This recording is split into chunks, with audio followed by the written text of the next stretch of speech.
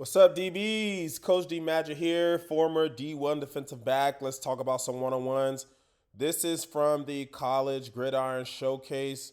So it's another postseason invite-only bowl, I believe. So it's just like the Senior Bowl, the East-West Shrine Bowl, the Hula Bowl.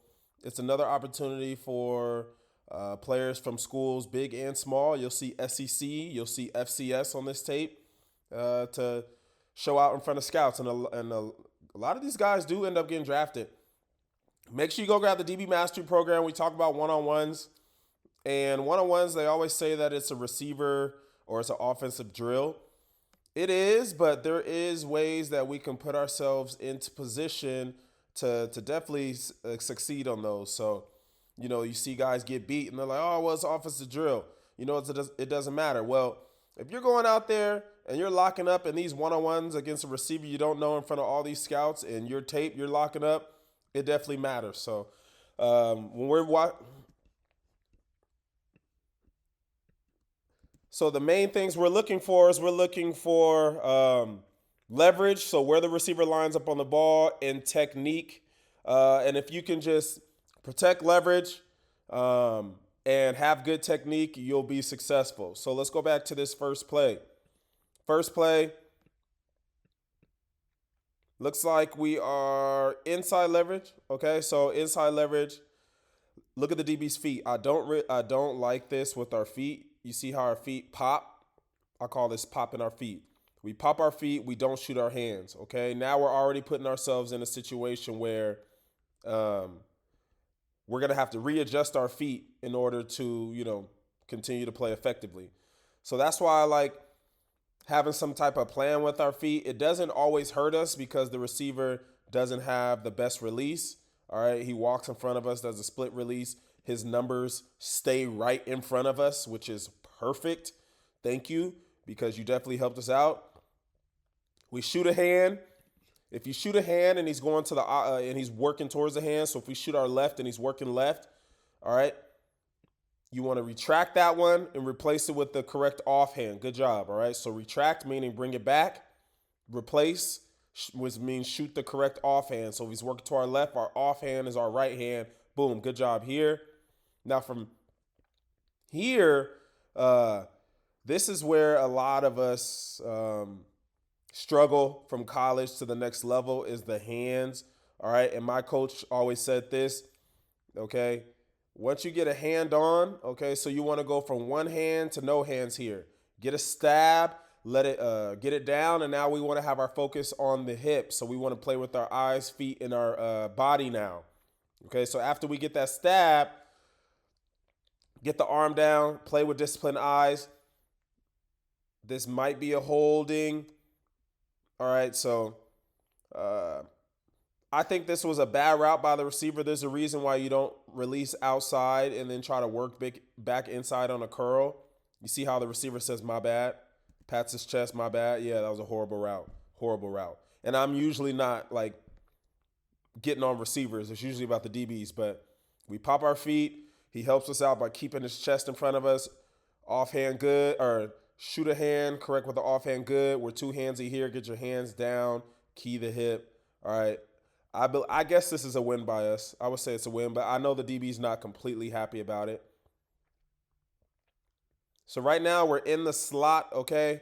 And I don't like when they use these big baggy jerseys because, man, we're so much more likely to hold. Um, but he's going to go inside. I would suggest going outside versus a slot receiver. Maybe it's because he's kind of off that hash a little bit. But he's inside. So if you're going to be inside, you got to be patient. You got to stay put to the inside leverage because he's a full man inside, okay?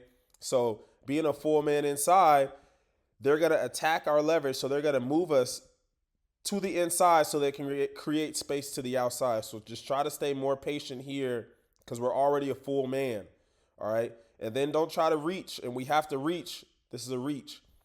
Depending on the receiver you're going against, if you reach, they will teach, and that all depends on, or that all stems from being a full man inside, which I'm not. It is what it is.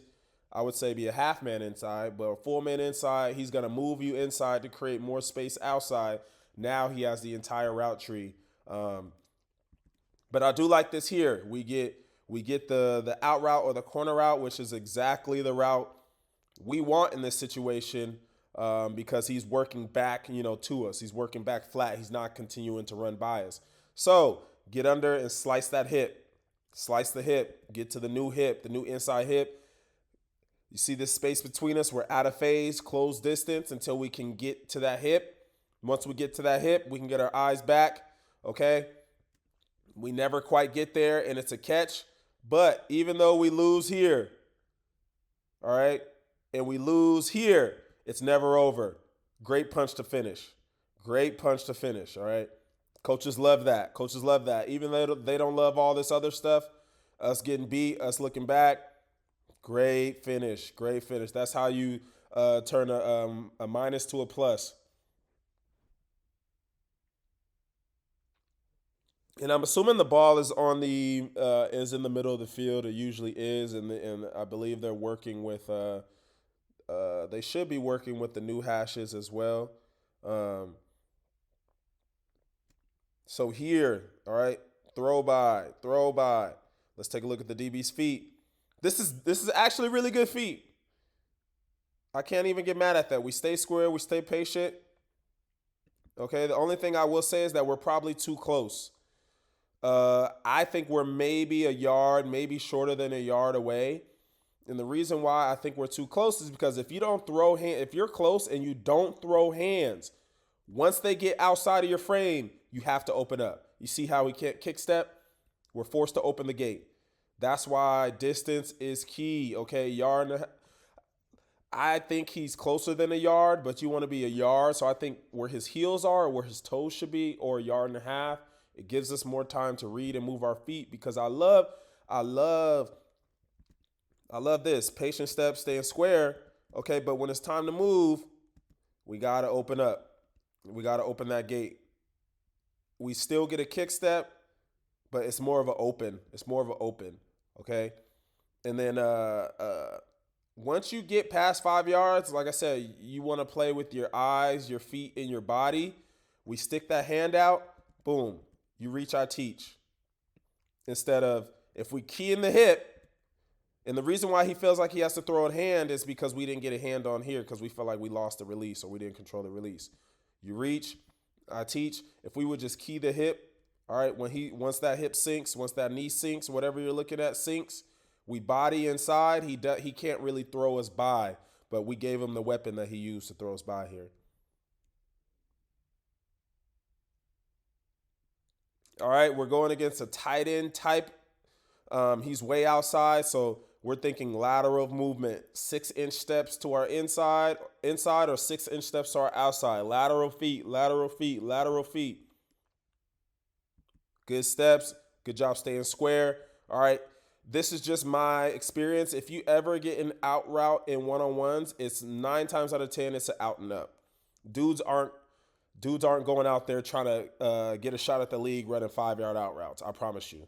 So, and then going back to high school, dudes aren't out there trying to go D1 running 5-yard out routes. I promise you.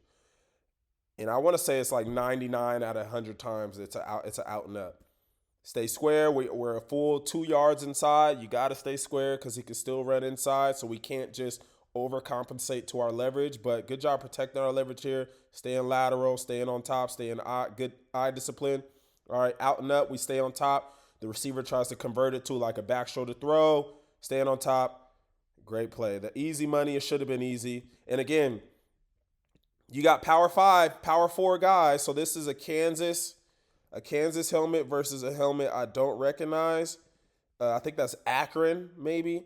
So, I love these showcases because even though you go power 4, it doesn't mean, I didn't deserve to be there or I couldn't have played there. So it's a good opportunity for everybody. Good job here, Hansy. But he gets up there and presses. Okay, he gets up there and presses. Like I said, if you're going to be this close, you got to get hands on. It's a tight end type, so he's not going to have the quickest release. Okay, we step laterally, lateral footwork. We get hands on here. Okay, a little bit of a jersey pull, but I would say we would be outside leverage here if based on just most of the route tree being outside. We get a wide outside release. He's usually going to continue to be outside, not enough time to work back inside, right back to where you just came from. So think about it. I'm going to release wide outside to come right back to where I was. He's just trying to throw you off the rhythm because we got him. Slow receiver, slow tight end type, lateral step, hands on. All right, keep our hands clean, drive. So I hope you guys are inspired by this as well, guys, because these guys are, these aren't. When I was in high school, when I was in middle school, I thought high school football was fast. When I was in high school, I thought college football was fast. Like, at the end of the day, it's not as fast as you think. It's about technique. So we're crowding the line of scrimmage. Make sure you get hands on. Looks like he's taking a lateral read step. All right, lateral read step. I would throw right now. He throws two. All right, good job. Good play. And we'll end it on that. We'll end it on this one. So he's crowding the line of scrimmage. Again, I suggest being a yard off. It looks like he's closer than a yard. I do like the lateral patient steps. All right. If we're reading the inside hip, he tries to kind of sell us inside. All right. At this point, I would have shot. All right. Look at the receiver's base compared to ours. At this point, I would have shot. Let me get it right here. At this point, I would have shot. He doesn't have his base 2 feet off the ground. We have a decent base. You can shoot 2. You can shoot 1. You'll be okay in this situation because, again, he's off the ground. As long as we don't lean and we're not, putting everything into the jam, just put hands on it. If you're going to get up that close, step and throw. It doesn't matter which hand you throw because we can always, like the first rep, if he works to our left and we throw our left, boom, boom, get it down, throw our right. If we throw the left and he continues to work left, or if we throw the left and continues to work right, then we got the good hand and we keep that jam on him a little bit. But good job staying square. We shoot 2, convert to 1, just stay patient to our inside leverage here. All right. We knock that, we fight, we're hand fighting, so this is important. We want to get our forearm over the top. All right, our forearm over the top. Now we can pull ourselves in position, take that position, and we make a play on the ball. All right, so I hope you guys enjoyed this video. Make sure you go to thedbnetwork.com if you want press man drills you can do on your own, NFL, D1. We got safety drills, slot man drills, speed and agility, weight room. And then, so guys, if you live in the Pacific Northwest or even NorCal, so Washington State, Oregon, NorCal, maybe even Idaho, I'm doing a 4-day DB clinic. All right. It's only $250 for 4 days. If you do the math, I think that's a steal. I'm going over all the techniques you need to be elite at the college level, be elite in your season. I'll put the link in the description. I hope you guys enjoyed the video.